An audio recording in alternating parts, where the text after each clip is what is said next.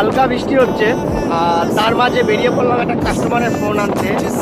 কাস্টমারকে ফোনটা আনতে হবে, আজকে বিকালে দেওয়ার কথা, কাল রাতে মেসেজ করেছিল, সকালে বৃষ্টির কারণে আমি যেতে পারিনি।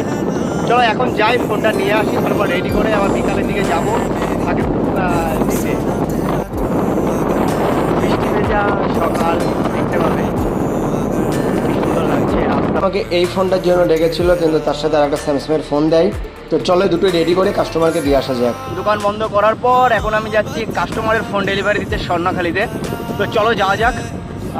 রাতটা পুরো শুনশান রাস্তা, 8টা বেজে গেছে, বর্ষাকালের রাত। তো চলো যাওয়া যাক, ফোনটা দিয়ে আসি সকালে।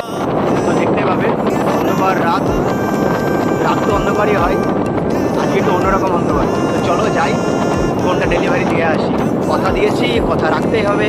এবং তোমরা যদি কেউ আমার কাছে মোবাইল এইভাবে রিপেয়ার করতে চাও, বাড়ি থেকে নিয়ে এসে হোম ডেলিভারি, অবশ্যই যোগাযোগ করতে পারো আমার সাথে। তো আমি প্রায় কাস্টমারের লোকেশনে চলে এসেছি, আর একটু গেলেই কাস্টমারের লোকেশন। চলো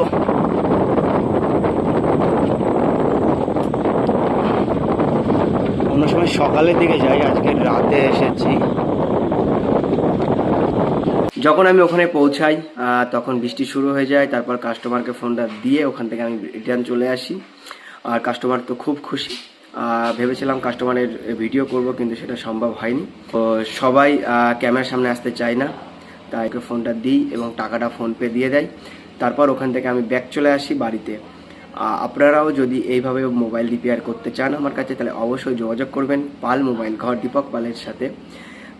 আমার ফোন নম্বর 7364849095।